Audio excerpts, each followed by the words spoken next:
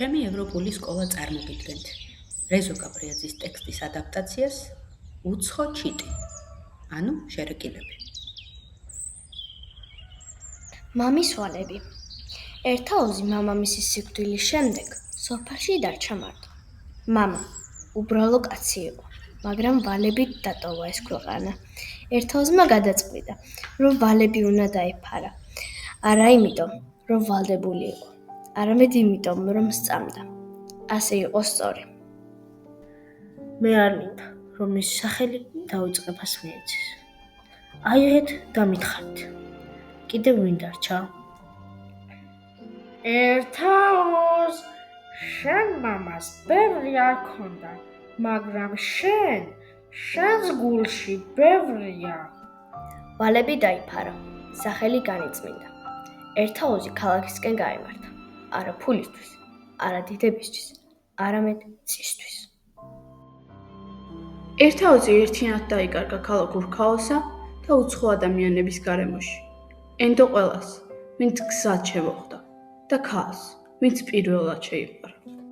ერთაოზმა სიტყვას არ უღალატა სოფლიდან ქალაქში, ქალაქიდან კი ციხეში აღმოჩნდა. ასე დამთავრდა მისი ცხოვრების ერთი, ბადაგივით ტკბილი ხანა და დაიწყო მეორე. ერთაოზი ციხეში აღმოჩნდა. არა დანაშაულისთვის, არამედ იმისთვის, რომ გულწრფელი იყო და იქ ბნელსაკანში შეხვდა კაცს, ქრისტეფორეს. თქვენ ვიღაოთ ხმაწვილო, ჩვენ რომ აქედან გავიქცევით, ცათმფრენს ავაგებთ და თქვენ სატრფოს მოვიყენებთ. ეს ისევე უეჭველია, როგორც ორჯერ ორი უდრის? ვორი! არა, ასეთი ცოდნით ცაში კი არა, მიწაზე ვერ გაივლის კაცი. ქრისტეფორემ ჯიბიდან თავმომწვარი ჩხირი ამოიღო და კედელზე დაწერა: ორჯერ ორი უდრის 4-ს. მაშინ შემოდგეთ მეცნიერებას. თქვა ქრისტეფორემ და ერთაოზი ძნელად დაიძრა სიბნელიდან სინათლეში. დაიმღამეს საკნის თავზე, ჩიტი მოფრინდა. ვერავინ დაინახა, მხოლოდ ერთაოზმა და ქრისტეფორემ. წელიწელს მისდევდა, ხან თოვლის ფიფქები შემოჰქონდა ქარს, ხან აწმის ყვავილები. მიზანაშვილი მეცნიერებას ეუფლებოდა. კედელი გაინგრა და მთები გამოჩნდა. მოგესალმებით ტურფა იმერეთო, გზა სატრფოსკენ თავისუფალია. ერთაოზიც წამოხდა და იმ ქალაქისკენ დაეშვა, სადაც ერთ პატარა სახლში ერთი მშვენიერი ქალი ცხოვრობდა. მაგერიტას კარზე ურდული აგრხუნდა. კარი გაიღო და ერთაოზის აბურჯგნული თავი გამოჩნდა. მართალიტა, აბა მოკრიფეთ თუ რამე გაქვს სამახსოვრო და გევიქცეთ ჩქარა. აქედან შორს ცათმფრენი გამოვიგონით. ატყდა ჩხუბი, ორი რაზმია ერთმანეთს ეკვეთა. ატყდა ერთი ვაიბუშველებელი, შერბენა გამორბენა, მათრახების ფტვენა, ბაგაბული. არავინ კითხულობდა ვინ ვის, რატომ ან რისთვის ურტყამდა. მამის, პატარის, დიდის, ქალის გარჩევა მოიშალა.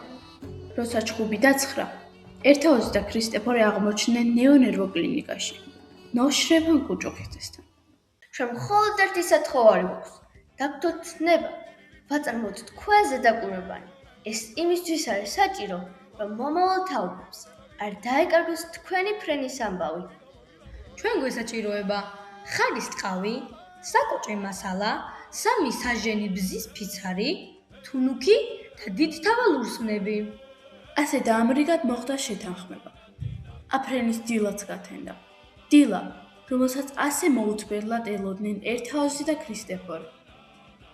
ძვირფასო მეგობრებო, ბატონო ნოშრევან, თქვენ ახლა მოწმენი გახდებით არნახული და დაუვიწყარი ამბისა.